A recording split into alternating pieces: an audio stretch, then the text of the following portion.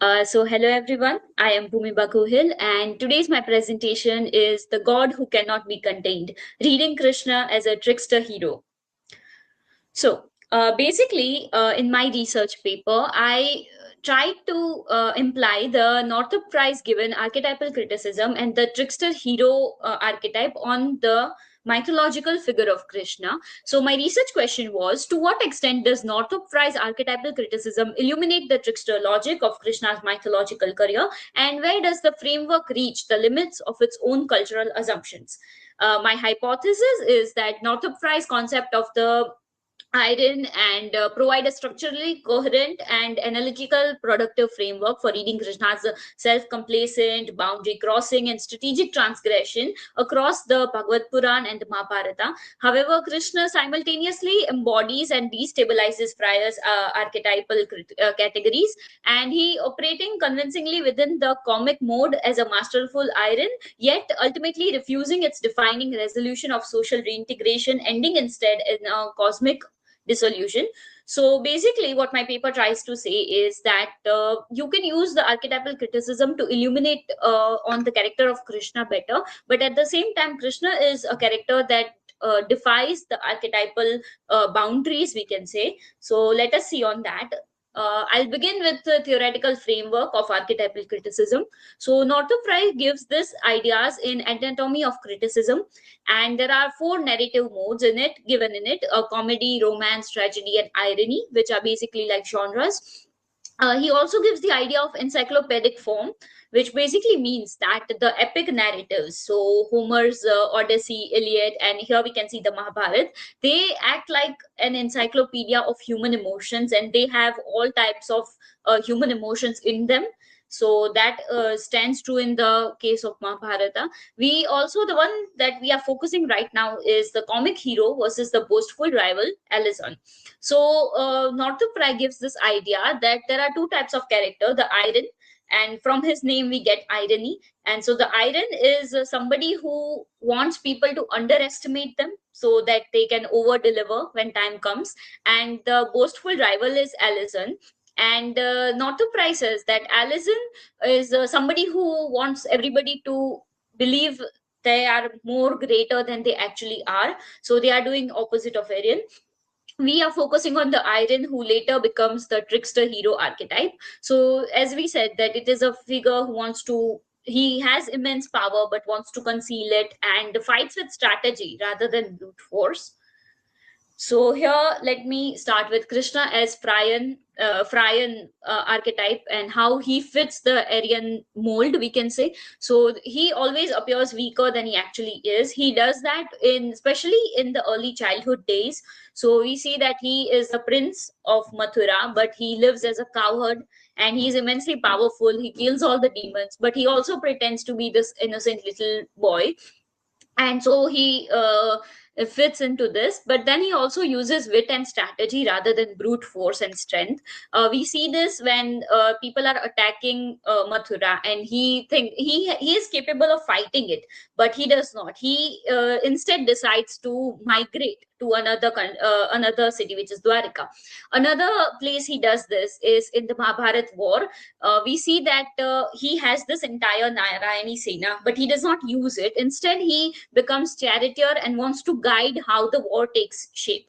And he's a habitual boundary crosser and disrupts the established order.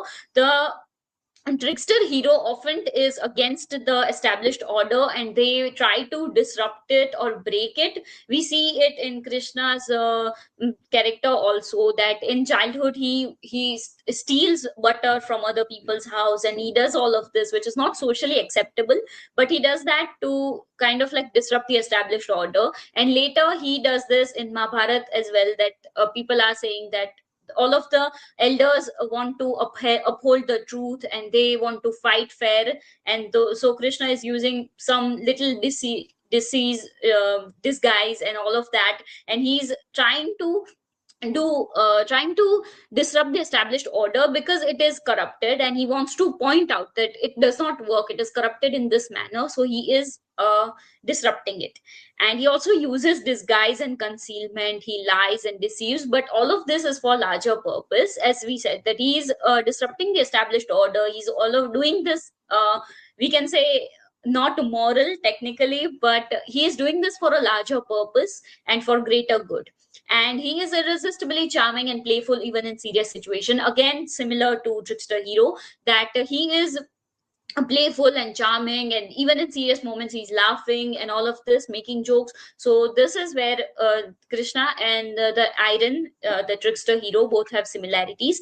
Now we will see how the framework breaks down, or where Krishna deviates from the Trickster-Hero personality. So the trickster usually acts out of appetite or self-interest. So now this is the biggest difference, that the Trickster-Hero is doing all of this because he wants something for himself. Krishna, on the other hand, is doing it for the greater good. He does not have a self-interest in it. The trickster is usually eventually tamed or marginalized. So we see that they are disrupting the order, established order, but at the end they are controlled, or they are told that okay, don't do this, they are tamed. And we don't see this in the example of Krishna. There is also the trickster story usually ends in comic resolution, so it always usually ends with a marriage or happy ending kind of a idea. But Krishna's story does not end there. We see that he dies in the later Mahabharat, and his entire Yadav clan is also erased. So we see it's more of a tragical ending than a happy one. And the trickster is fundamentally a human scale figure. So as we said, that it acts out of its appetite, and it wants something, it has human desires, and that is why they are doing certain things. And Krishna here does not really fit into that. So that is how he breaks the Freudian framework. I think we can understand it better when we compare it to somebody who also fits completely in the Trickster-Hero format, which is the Greek god Hermes. So we see here I have listed out similarities and differences between Krishna and Hermes. So both of them have conceived. Sorry to interrupt. I would Yes. request you to move towards conclusion, as you have already covered 7 to 7:30 minutes. Yes, okay, I'll wrap it up quickly. So that is basically what they have, all of these similarities and differences. And so I'd like to conclude my paper with saying that this is how, like, we see the archetypal criticism is based on the Western mythology and not mythology, but Western stories. And so here it becomes difficult for us to adapt it into we can say Indian context. So we have to see how we can better adapt it, or what new theories we need for it, and we can maybe come up with that. And integrating this research into curriculum, we can integrate it in postgraduate studies with comparative mythology and world literature, and we can do this in PhD research as well. And these are my references, and thank you.